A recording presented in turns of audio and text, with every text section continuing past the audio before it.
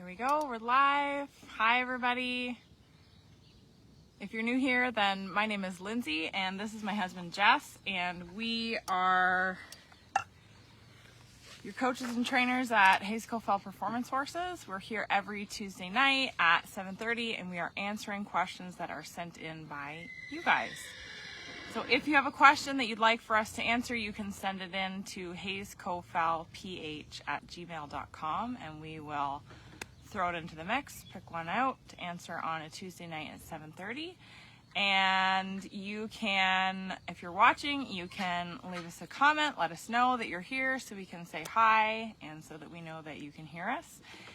And then we're going to get into some questions tonight. So the questions that we're going to answer tonight have been sent in by youth riders. And the questions that the youth riders had for tonight were, 1, how do you get your horses so shiny? 2, which size WONpad should I ride in or should I be using? And 3, how old were you when you started reining? So we're going to get to all those questions. If you have questions as we go along, you can leave them here in the comment box. We'll make sure that we come back and we answer any questions that we don't get to live. And what else? We're just here overheating. It's a hot one today. Okay, should we get right into it? Okay. Okay, so the first question sent in by a youth rider, how do you get your horses so shiny? How do you get your horses so shiny? I think this is a question we get quite a bit because everybody thinks we do, everybody thinks you do something special. Everybody thinks you... What product is it? Yeah, what thing can I put on them? Health comes from the inside out. I'm a big believer on good hay. Good alfalfa hay for the show horses, good grassier type hay for the brood mares and the outside horses. And I'm really picky on the good hay. A lot of horses will have like either flax in their feed or something with some oil into it, and then put a sweat on them every day when you ride them, and a lot of it, keep them out of the sun. If we have a show horse that needs to be turned out, we turn them out at night, keep them out of the sun so they don't get the bleached look. But a lot of it is just health from the inside out. When we go to show them, sometimes we'll put a little show sheen on them. Or there's a million products that are all the same stuff, but more than anything, it's just feed them well, give them some exercise, just like a person, get them healthy. Make sure your horse is dull and doesn't look real good or doesn't have good muscle tone, definitely look at your worming program. Look at, is there something stressing the horse, ulcers and stuff, just overall health. If a horse just all of a sudden drops weight, you're usually looking at ulcers or something like that.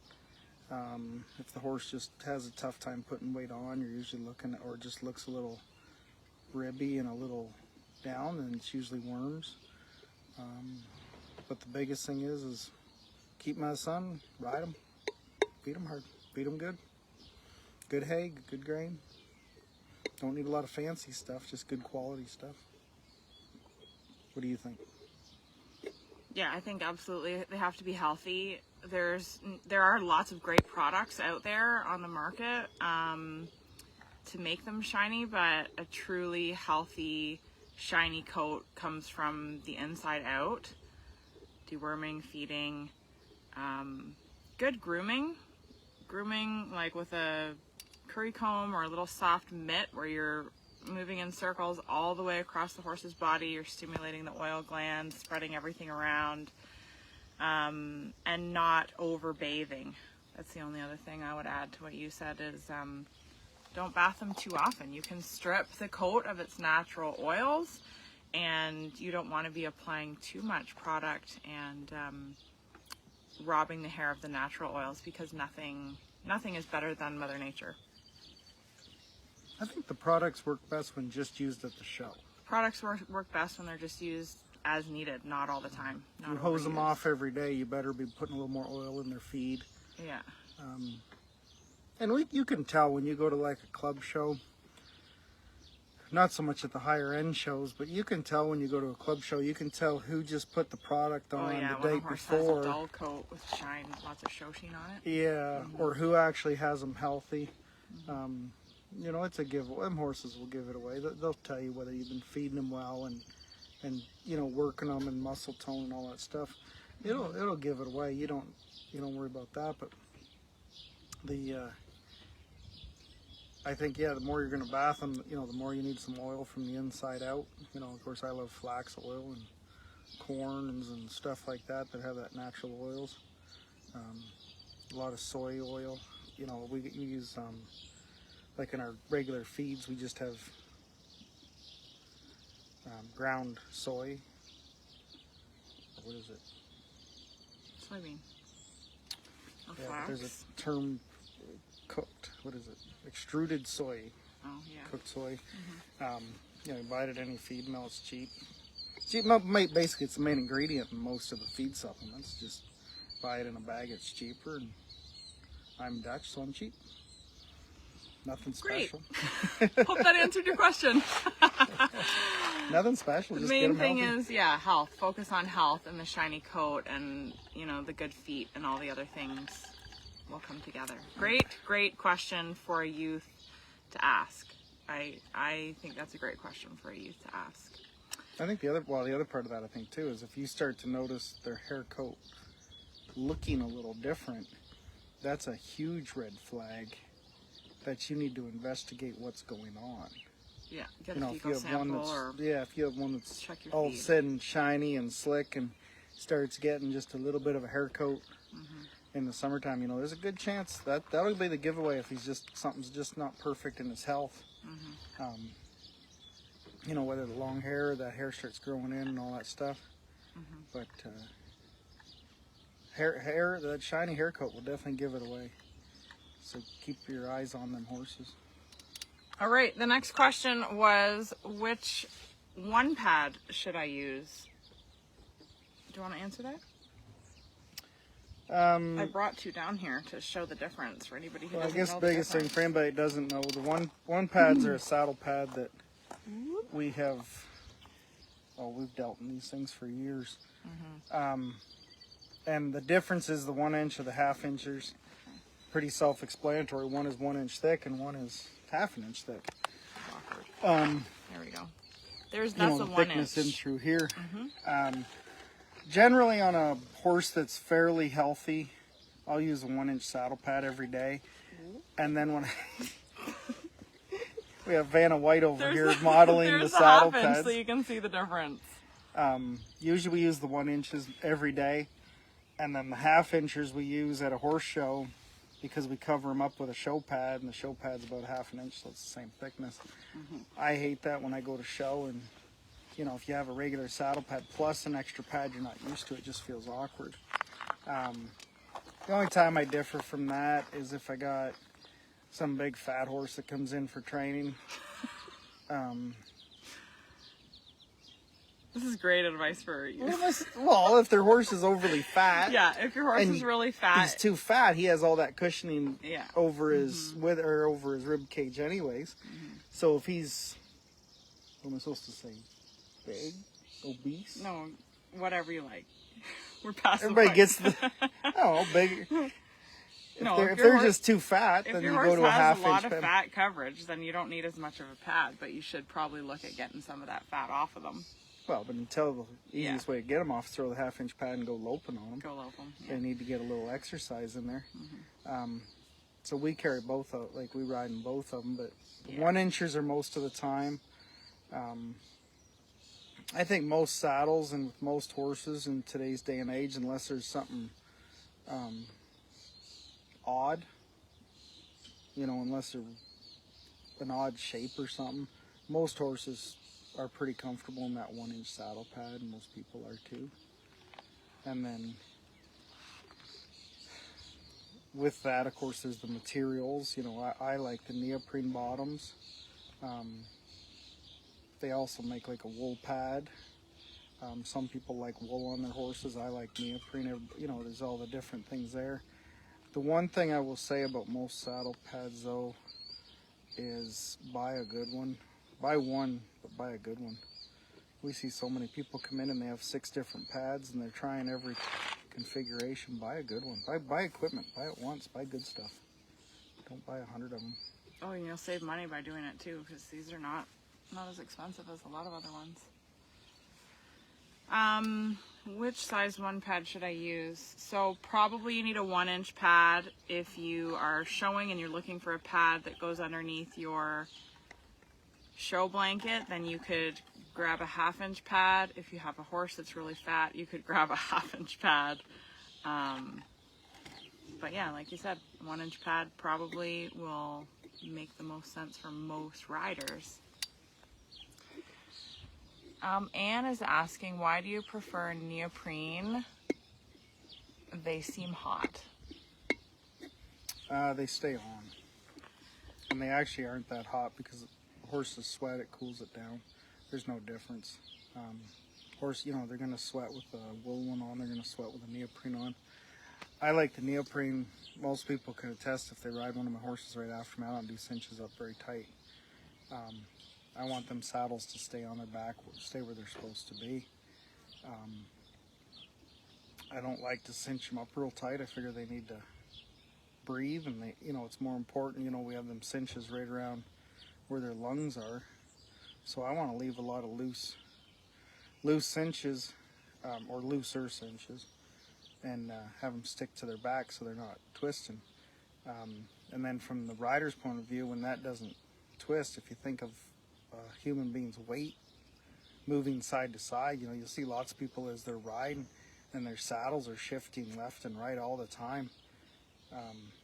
That can't be comfortable for them horses' back. I want them saddles to stay where I put them, stay on their backs and be secure. Yeah, I would agree with that. Especially teaching lessons, I like to have the pad do some of that work to keep the saddle centered on the horse's back and then keep the rider centered on the horse's back, because it doesn't matter who you are, you're going to get off balance every once in a while, and it's sure easier on the horses to have the saddle stay in place and then to have the cinch done up a little bit looser. I think the other nice thing with the neoprene, or at least the scuba grade neoprene that's on the WONpad, is that it doesn't absorb any moisture. So where some pads, some neoprenes, you'll see they'll absorb the moisture and then they'll get very heavy and they'll dry and they'll crack. The WONpad doesn't absorb that moisture, so it does appear like it's made the horse hotter because the pad hasn't absorbed any of that sweat. But the pad is sitting on, the sweat is kind of sitting on that pad. You just hose it off and you can, it dries out in like 5 seconds and you can throw it on another horse or put it away in your tack room, and it hasn't got all that sweat in there, so it's not stinky, and can disinfect it really easily to go from horse to horse, or even just to put back on your own horse. Those are kind of the perks to the neoprene. Some people like wool too. Okay, third question. How old were you when you started reining? How old were you when you started reining? My first reining class, I was about 12 years old, and I was a filler at a Appaloosa show in London here, actually, at the old fairgrounds.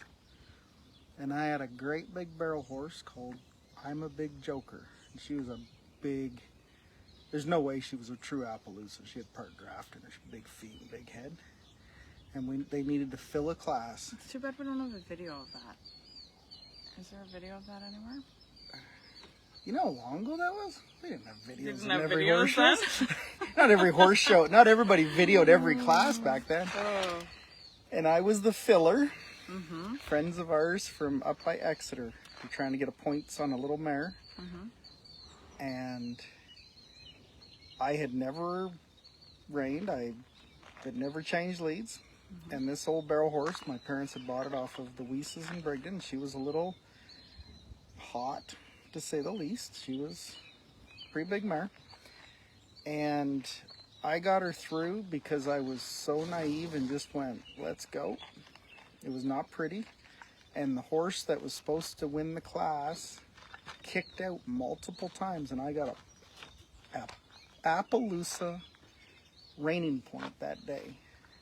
Wow. And I had no idea what the heck I was doing. I had keg shoes because the mare was a barrel horse. Oh my gosh. And if I were to stop her, I wouldn't have been able to, like, just to say whoa and lift up, she wouldn't have stopped because she was a big old mare. But we had roped off of her, so if you Oh my gosh. started to sit to the side, she would stop. So all stops, I would just shift to the side, say whoa, and kind of shift to the side like we were roping. She'd hit the ground, and we would go back. And then the first true reining I went to, I was 18 years old. I was working over in Italy, and So wait, how old were you Claudio for the was- Appaloosa? oh, I was 12 or 13. 12? I don't know the exact age I Yeah. would have been at. They had the Canadian National Appaloosa show here in London. And then went to working in Italy, and the kind of got thrown into showing horses because their trainer didn't show up. And I still remember it. I rode a Daughter of Hollywood Done It. Forget her name now. Done It Like a Queen. And Done It Like a Queen, we went to what was Claudio Risso's place, who was a pretty famous guy in Italy for reining. He had a show right at his house. And that was my first train. I'd never seen people fence. I had never seen... And I had to show against the Don Boyds and Bryant Paces, and old Kaiser was over there, and a whole bunch of them guys, because I was an open rider because I was working for the public, and that was my first training at 18 years old. And I got my butt kicked that day. I did not go as well as the Appaloosa one. How about you? How old were you? Are we inspiring youth here? Or? I don't know. I didn't have the This traditional is a good question. path. This is a cute question. Yeah, I didn't have like the traditional path of going to... Yeah, I feel like the thing to take from this, maybe for a youth who's asking this question, when did you start reining, is that you don't have to start reining when you're a little kid to do it. You can kind of start whenever. I mean, you did it once when you were 12 and then started doing it professionally when you were, 18 or 19, but you don't have to start out doing it when you're a little kid. And There is a lot of the trainers around that didn't do it as youth kids. A lot of my friends that I know, like when I talk to them, they didn't do it as youth kids, didn't grow up with it. Like, you know, they start and you either really like it or you really don't. And I tell people that when they come for lessons, like it'll either get you hooked or you won't like it. And you won't offend us, you know, if you don't like it. Not everybody does. But the people that get hooked on it really, they sure like it. And it's like everything. The more you put into it, the more you'll get out of it. So how old were you when you first showed a reining pattern?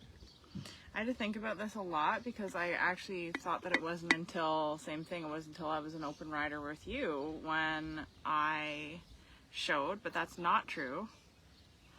I showed in the reining when I was 16 on Jagamat in the freestyle reining, which I know you're going to cringe at. Do you know this story? Maybe you do. You've Part seen of pictures it. of it. So anybody that doesn't know, Jagamat was a horse that I didn't appreciate as much as the owner, who was Alicia, and Alicia came to work for me for a while, and I would harass her to no end about this big gray horse. And then as it turns out, and I didn't know Lindsay, I had no... We didn't know each other at all, but No I knew idea. Alicia. And Alicia, when she came to work for me, lent her horse to...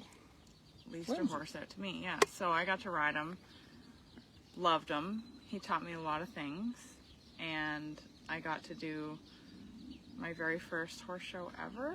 No, my second horse show ever in my life on him, and one of the classes was the freestyle reining, and I dressed up like Zorro. I have seen For the that? picture. Did it to music, did it to a beautiful song from the Zorro soundtrack, because it wasn't long after, remember that live action Zorro with Antonio Banderas came out? And I won a trophy from Twin Streams Equestrian. for that freestyle. It was awesome. And then not until I was an open rider, showed in, what did I do, the Rookie Pro or the Ladies or something? I can't remember, in Ohio, Jackson, Ohio, on... Pepe's Little Reminick. No, Nick. Oh, was it? H.A. Steady Jody Nick. Yeah, who went on to be a great youth horse. So those are the answers to those questions. How do you get your horses so shiny? Which WONpad, which size WONpad should I use? And how old were we when we started reining? Thank you for sending those questions. How old were you when you felt like you were efficient at kicking your horses around the pen, not just entering the class? How old did you feel, or how many times did you show before you today felt like... years old? Is that what you're looking for? I was today years old. When did you do it? Because I'm looking forward to when I feel like I yet? Yeah. Yeah. Showing's fun. I always remember the first couple times showing, thinking, well, this isn't that hard. This is an easy sport. Yeah, all you gotta do is go around the pen. The judge didn't know what, like, why is the judge minding half my circles? I went around the pen in a circular motion. Like, that should be good enough. And then the more you learn, you go, oh, wow. I massacred the entire rule book in that first pattern. I would like to find those videos. I do have some videos of that first run. The first NRHA one. And I can pretty much guarantee you it will hold a world record for the fastest reining pattern in the history of NRHA. My first one. Nobody told me you're supposed to be finesseful and slow. Okay. Great. We'll try to find that if anybody's interested in watching it. I think we have answered the questions in here. Hi, Brianne. Hi, Lindsay. Hi, Linda. Hi, Joy. Hi, Wendy. Hi, Anne. I think we answered these questions in here. So we will sign off and catch up with you guys. Hi, Kim. Hi, Monique. We will sign off. Actually, I want to ask you a question. What? What questions do you have for me? At this point in your life, who was your favorite horse to show? Doesn't have to be best horse. Who was your favorite horse to drop your hand and go show? Most fun horse to go show? Yeah, which one did you enjoy the most? Which one do you wish you could have back to try again? Or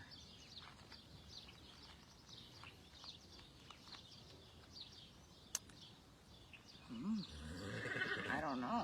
I mean, I'm pretty excited to go show the horse that I just showed on the weekend again. yeah, but you've only shown one weekend. I want to, like, who's the one you...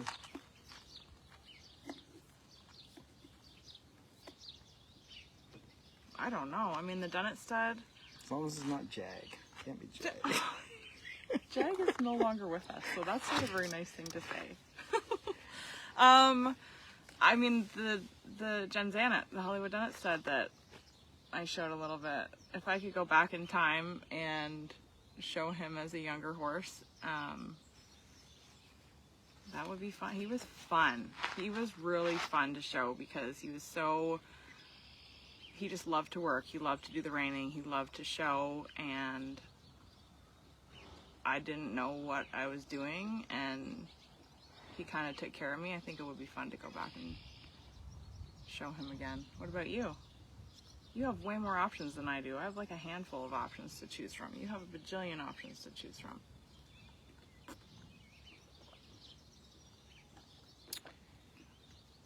There's a couple runs I would like to go back and do.